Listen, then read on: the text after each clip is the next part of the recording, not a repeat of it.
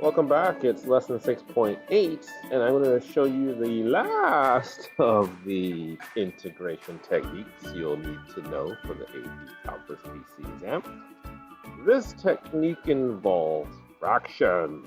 Yes, we're talking about partial fractions, and then on the next page we'll look at something called improper integrals. So I think you've often simplified expressions, like the one you see here, 1 over x minus 4 minus 1 over x minus 3. And you did this by finding the common denominator, right? Because the denominators are different, we can't subtract them. But if we find the common denominator, which would be, I guess, x minus 4 times x minus 3, you can then put them together, right? So this would be like an x minus 3. By the way, you don't need to write this down. You can just watch me do this. And I'm missing a factor of x minus 4. So if you distribute, and subtract, I think you'll get, what, 1 over x minus 4 times x minus 3, right? 2 became 1. Well, now what I want to do is actually go the opposite way. Let's reverse this process so that we can split a single fraction into two, hopefully simpler fractions. And we want to do this because doing the simpler fraction allows us to actually take the integral of it much, much simpler. Okay? So let's look at example number 1. Well, you're like, this is one simple fraction. Yes, but I'm hoping you can see that I can factor the denominator. And if I do that, I am hopefully seeing that there are two easier binomials. So did you factor this in your head already? Two numbers that multiply to 12 and add to negative 7? Yeah, minus 4 and minus 3. Hey. That looks like what we just had over there at the top. Interesting. Don't forget your dx now, okay? Now here's the thing. How do we go backwards? Okay? So what I want you to realize is let's just focus in on this part now, okay? How can we rewrite this as two simpler fractions? You know what the answer is because it's up here, but how do we get that? So here's the process, okay? I'd like you to think of using the linear factors x minus 4 and also x minus 3. We're going to combine those two together somehow to give you this denominator of x minus 4 times x minus 3. Because we do not know the numbers on the top, I'm just going to use a and b to represent the numerator of both of these fractions. Now, what I'm saying to you is a over x minus 4 plus b over x minus 3 is going to be equal to the expression 1 over x minus 4 times x minus 3. Okay. Now, how do we solve for a and b? Yeah, you can just kind of find the common denominator, right? We can do that by, I guess, multiplying the first term here by x minus 3 in the numerator. And then here I need to multiply by an x minus 4, okay? And then here I have 1. Now, if you wanted to write down the denominator, you can, but I would warn you against it because in the end, look, all of our terms now have the same denominator, so all we need to do is just make the numerators equal to each other. So forget that, just wasting space. Okay? So now I have an equation, and this equation has the left side equaling the right-hand side. You might be thinking, well, there's two variables. How do I solve this? But remember how I told you this is an equation, so the left side equals to the right side? So technically, you can type in any number for x, and the left side should equal the right side. Now, what are some strategic values of x I can use?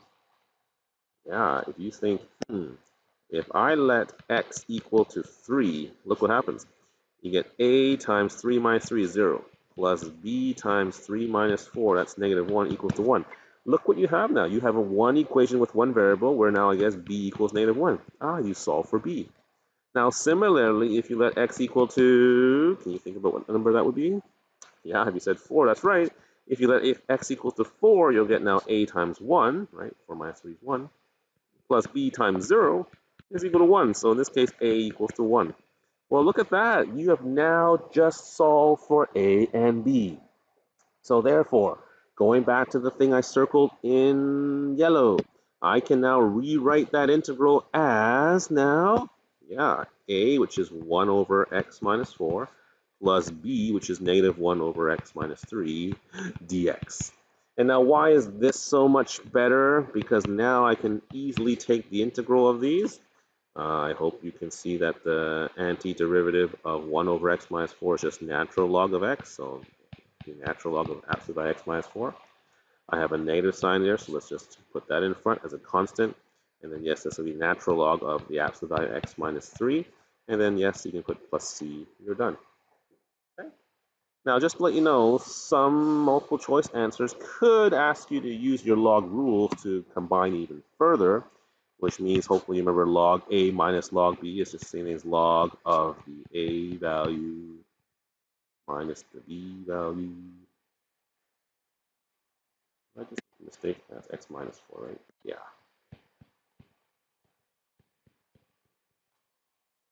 And then you have plus c. Okay.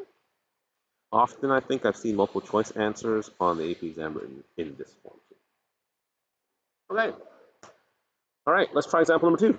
Same process now, okay? I want you to think, what could be the two factors in the denominator? And you hopefully were to factor this. So, did you factor x squared minus 2x minus 3 as, yeah, x minus 3 and x plus 1?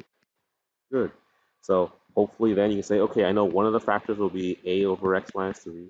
The other factor will be, let's say, b over x plus 1. And this is supposed to equal now 5x minus 3 all over x squared minus 2x minus 3. Okay?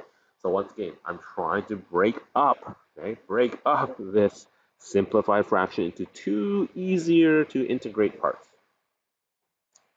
Same process as before. We're going to try to find the expression. So a bracket x plus 1, b bracket x minus 3 equals to 5x minus 3.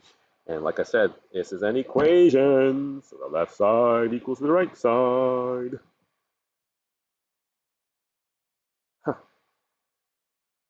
Well, yeah, try some values. I heard you say let x equal negative 1. Sure, that's a times 0 plus b times negative 4 equals to negative 5 minus 3 is negative 8. So I think b is equals to positive 2. Ding, ding, ding, ding, ding. And if I let x equal to 3, you get a times 4 plus b times 0. 5 times 4 is 20. Sorry, not 5 times 4. 5 times 3 is 15 minus 3 is 12. That makes more sense. A equals to 3. So once again, why did we do this? Now we know what those two smaller fractions are. So I can now rewrite my integral as a, which is 3 over x minus 3, plus b, which is 2 over x plus 1. And then now I can anti-differentiate this. So much easier. And how can I anti-differentiate this? Yeah, 3 is a constant, so let's ignore it. And then this is the 1 over x minus 3. So yeah, that natural log function again. Okay. And then I'll have plus 2, and then the x plus 1, natural log of x plus 1. And then yes, don't forget your plus c. There you go. Done. All right. So let's take a look at example 3 and 4. So these are once again fractions. And you're thinking, oh, I'll do the same process. You could, but I want you to pay careful attention to number 3. I mean, this process of partial fractions is a lot of work. So, if you can find some other method to do this question, it might be actually faster. What kind of integration methods have you learned so far? Integration by parts? No, not really. It's not multiplication. Could you say U substitution? Yes, I can. So if you actually see this as U substitution, then guess what? You don't need to use partial fractions. Look, dx equals to du over 2x minus 2. Just go ahead and use U substitution. So much nicer. So much nicer. So much nicer. 1 over u du. Well, that's just natural log of the absolute value of u plus c, and I'll just make that substitution back in. Dun, dun, dun, dun. partial fractions. Although I think you could do it that way too. Okay. Now, 4 is more interesting, or I'll say spicy. Maybe I won't put that line there. I think I might need some more space. um, Here we have a fraction. But the interesting about this one is that notice the degree of the numerator is bigger than the degree of the denominator. Hmm. So think back to your good old Math 12 days. Yes, pre-calculus 12. Pre-calculus. Remember how we could simplify this or rewrite it in a nicer way? Oh, yes. Do you remember the idea of long division? Oh, no, you're thinking. Remember how we did this? Like x squared plus x minus 2, that's your divisor. Then you have your x cubed. And then don't forget you have to fill in the blank. So plus 0x squared minus x plus 2. Remember doing this? And then you had to ask yourself, hey, x squared times what gives you x cubed? And you're thinking, oh yeah, x. And you multiply that together, so that's x cubed plus x squared minus 2x. And then you subtracted, remember that? Remember subtracting? Oh yes, oh yes. You're like, oh no, oh no. Yeah. And then you had to bring down the number 2. Remember this? And you ask yourself, x squared times what gives you negative x squared. Remember that? And then what do you have there? You get, what, negative x squared. Oops, I should say minus 1. Negative x squared minus x plus 2. And you're subtracting that, and you get 2x. So ultimately, what you just told me here is that this integral is equal to your quotient of x minus 1 plus the remainder, which is 2x, all over the x squared plus x minus 2. And I guess this whole thing is with a dx.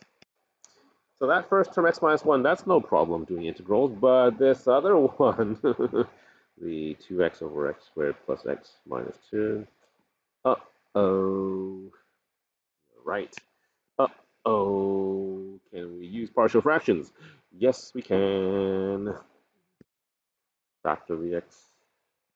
What's that factor? X plus 2, x minus 1, I think? Yeah, so okay. A over x plus 2 plus b over x minus 1 is equal to 2x over x squared plus x minus 2. Or, even better, how about we factor x plus 2, x minus 1. And then we'll do the same process. A bracket x minus 1 plus b bracket x plus 2. That equals to 2x. What lovely number should I choose? I heard you say 1. Let's do it. Plus 1 is 3. Uh-oh, we have a fraction. That's okay. Still constant. I like constants. Okay. Let x equals negative 2. Negative 3 plus 0 equals negative 4. A equals to 4/3. Oh, another fraction, but that's okay. I like them because they're constant. So now I can replace this with what I just did. So here we go, the integral of x minus 1. And now instead of that one single fraction, let's use the partial fraction a, which is 4/3 over, what was it, x plus 2? And then b, which is 2/3 all over x minus 1. And then don't forget your dx, proper notation matters. And now let's go ahead and find the antiderivative. The antiderivative of x is, of course, x squared divided by 2. The antiderivative of 1 is just negative x. 4/3 is a constant. Let's ignore that. We got 1 over x plus 2. So hello, natural log. Same thing for the other one. Natural log of x minus 1. And then don't forget, plus c. Done. That, my friends, is partial fractions. Now, there are more complicated partial fractions, but for the AP exam, this is all that you need to know. You just need to know how to deal with linear fractions. or linear terms. Okay? All right, what's this stuff down here? Now, I want you to realize that, hey, we can have integrals that give you weird answers. And so a lot of times we call these improper or improper integrals. When does this happen? It happens when one or both of your limits of integration are infinite. So like number 5 and number 6. You see those? Yeah. It could also happen, though, when the function has an infinite discontinuity, like a vertical asymptote, at or between the limits. And that's what you'll see in example 7 and 8. Because you're like, wait a minute, those limits are fine, but what happens in between? So, like I said, explain why each of the following is improper. Well, for 5 and 6, it's improper because we have an infinite limit. I'll say one infinite limit. What's the problem with number 6 is we have both or two infinite limits.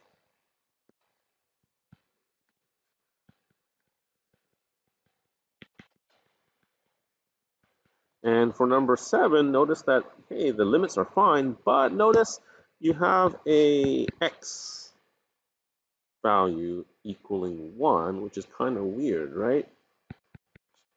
Weird. What's going on there? Vertical asymptote, yeah.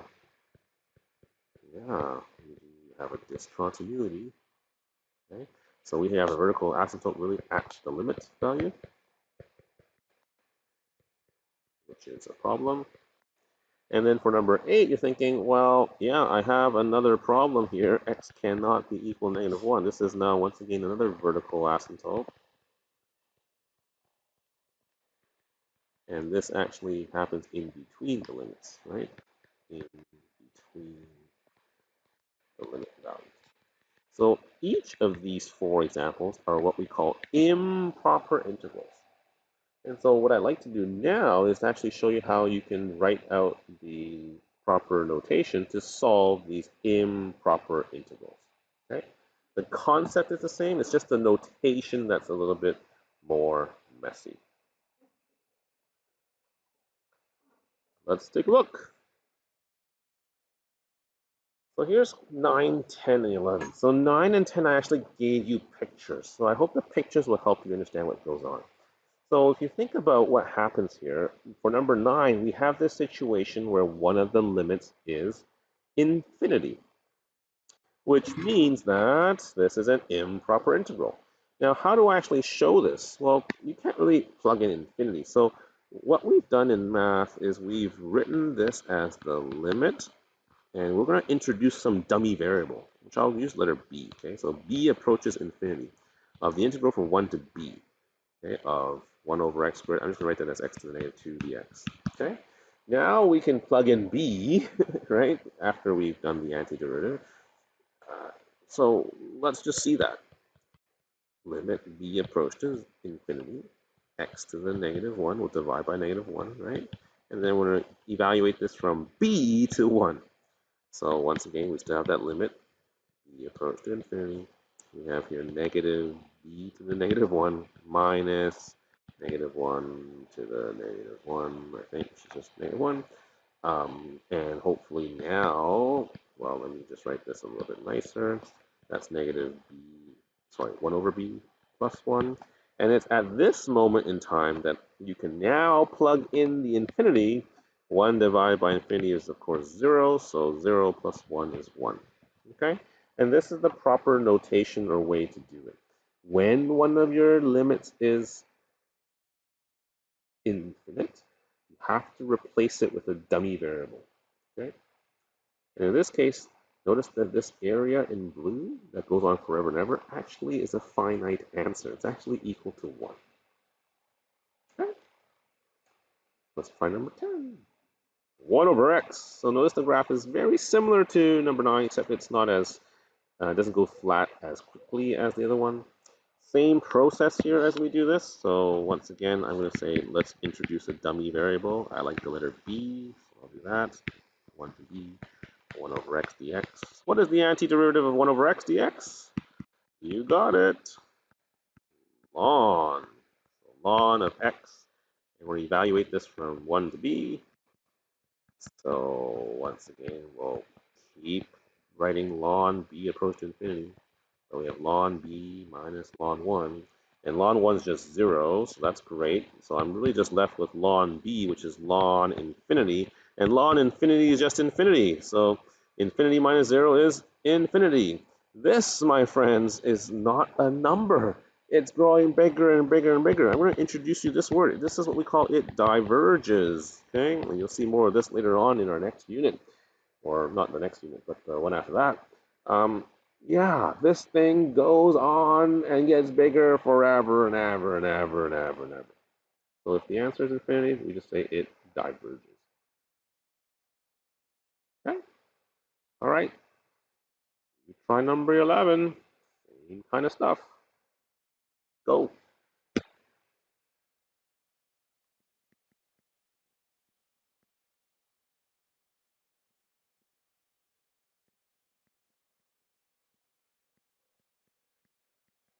Integral of cos. Oh, I know, that's sine. Sine x 0 to b. Don't forget to keep writing that b approach to infinity business.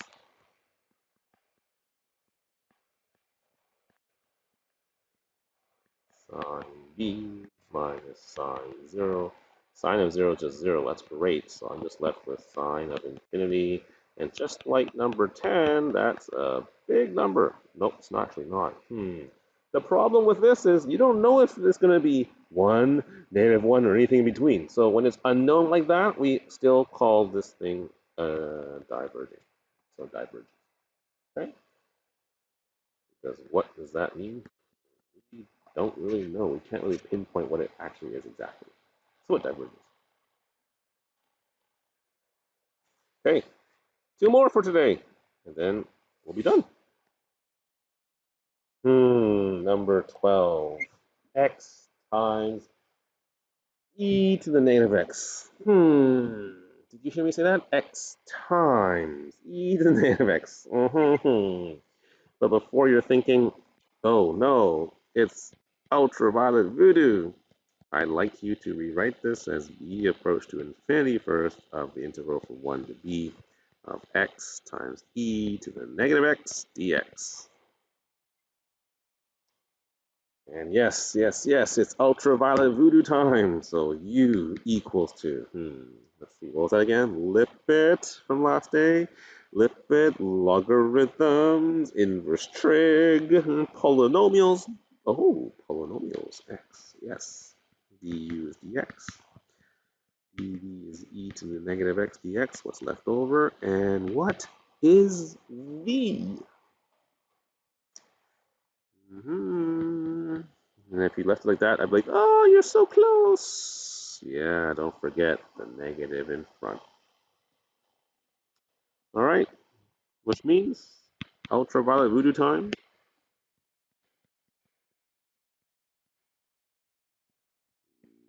uv minus integral v du, right? So really, I don't need to write this integral here right now, okay?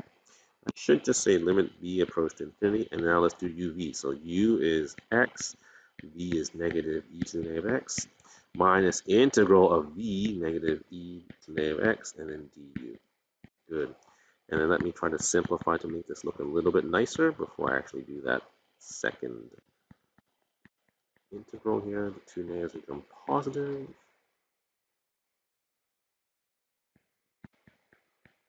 And once again, you can put a big bracket around here because we are evaluating this. I guess I should have done that above too.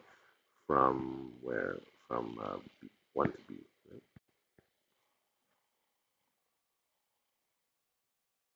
Okay. And then let's just go ahead and do that antiderivative here. X, negative x e to the negative x. This is just negative e to the negative x. That's great. Now we can just evaluate. So I'll plug in the numbers. Once again, you still have that limit, right?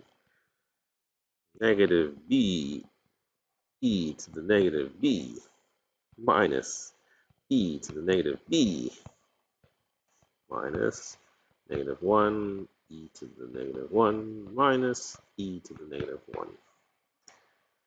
How do I simplify this? Negative b over e to the positive b minus 1 over e to the b. Here I have what? Subtract negative 1 over e minus 1 over e.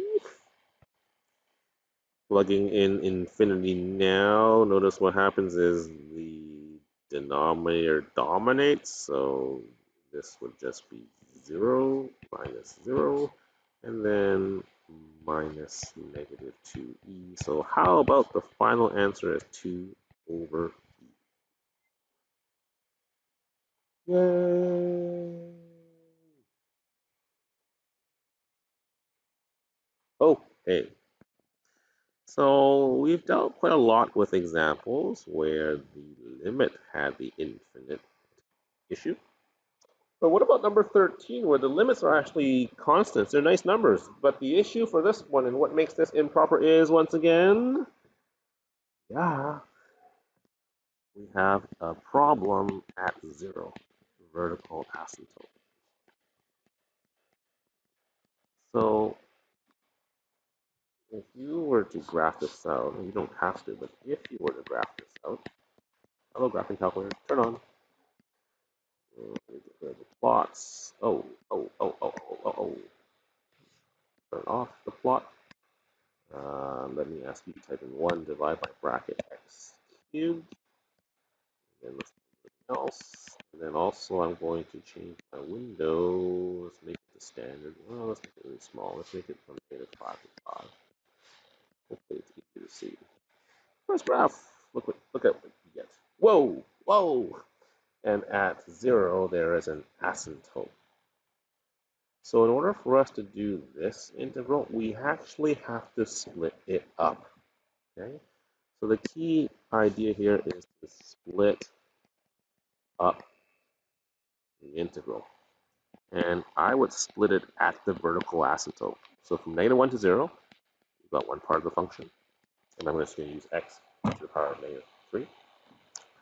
And then you want to go from 0 to 2, from x to negative 3 dx.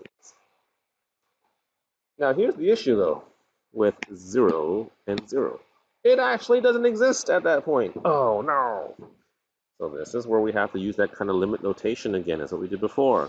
So I'm going to rewrite this as the limit of my favorite letter, b approach to. Now, I'm not going to say 0. I'm going to use 0 from the left. Negative 1b, x to the negative 3 dx. And then for the other one, I'm going to go the limit of, and I can't use b in this case again because they represent different things, so I'm just going to use a. But this time I want 0 positive because I'm going from the positive side. So from a to 2 of x to the negative 3 dx. That's how you do the proper notation to write down the improper integral. Okay, so now just go ahead and anti-differentiate. So I still have that limit stuff we need to write down. So b approach to 0, x to the negative 2 over negative 2, evaluate it from negative 1 to b, plus the limit of a approach to 0 from the positive side, same thing, x to the negative 2 over negative 2, from this time a to 2. And if I ask you now to evaluate, well, we'll keep the limit for now, but this will become what? B to the negative 2. So that's actually negative 1 over 2b squared. If I plug in negative 1, that's just 1, so I think that's just plus 1/2. Just subtracting a negative. Okay. And then for the limit as a approaches 0 from the positive side, 2 to the negative 2 is 1/4, times 2 is 1/8, negative, and then plugging in that will be 1 over 2a squared. And now as I plug in the 0 for b, you'll get 1 divided by 0, and that is like a big number, so that diverges. So does this part over here, right? Also diverges. So a diverging plus a diverging gives you an integral that diverges, kind of like infinity. That's it. All right. Unit 6 is done.